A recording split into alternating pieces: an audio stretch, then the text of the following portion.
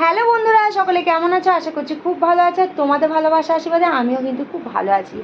আজকের ভিডিওটা পুরো অন্যরকম, কোনো খাওয়া দাওয়ার ভিডিও নয়, কোনো ব্লগ ভিডিও নয়। আজকে আমি তোমাদের কিছু প্রশ্নের উত্তর দেব।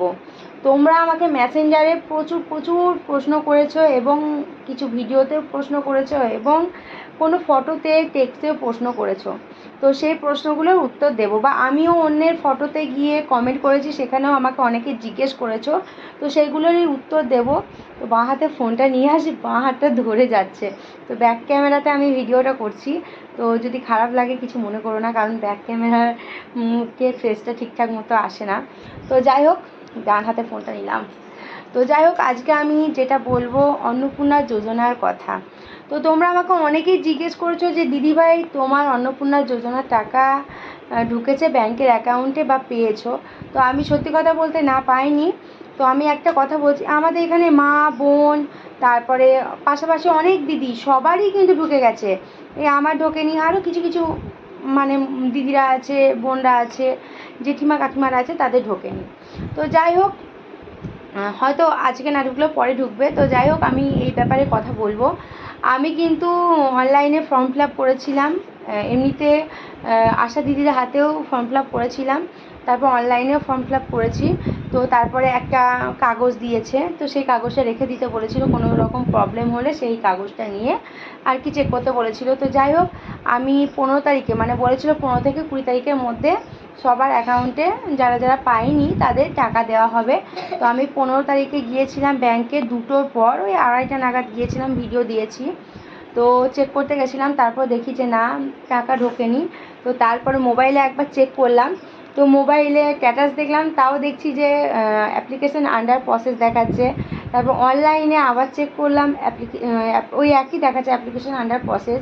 তো মানে যেদিন থেকে দেখছি সেদিন থেকে সে একই, কোনো পরিবর্তন নেই।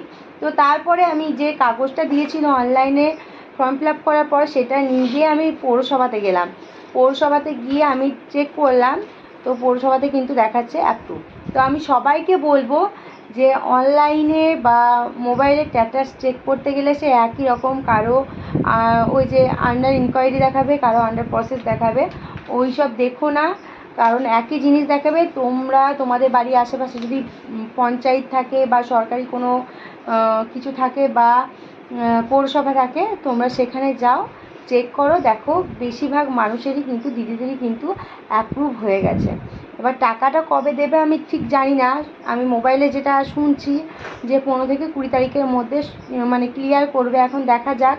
আমি 20 তারিখে ব্যাংকে যাব না, আমি 21-22 তারিখ, মানে 21-22-23 তারিখ করে ব্যাংকে যাব।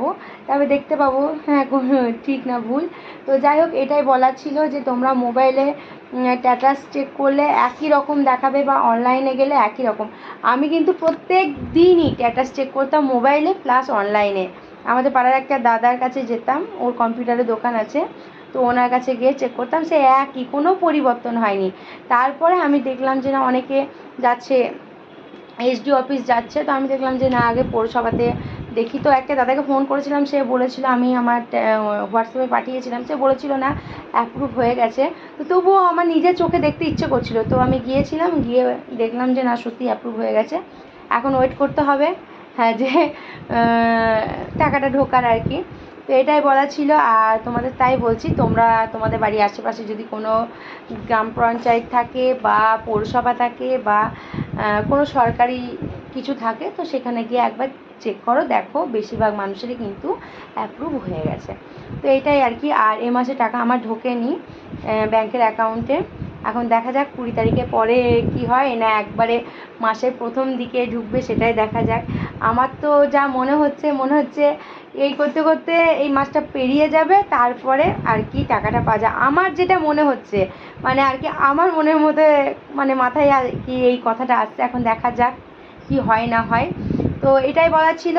তাই ভিডিওটা এইটুকুই। সবাই ভালো থেকো, সুস্থ থেকো, আমার পাশে থেকো। আমার অনেক বান্ধবী আমাকে মেসেঞ্জারে জিজ্ঞেস করছিল যে তুই কী করে জানলি যে তোর অ্যাপ্রুভ হয়ে গেছে, কারণ আমাদের তো বারবার আন্ডার ইনকোয়ারি দেখাচ্ছে।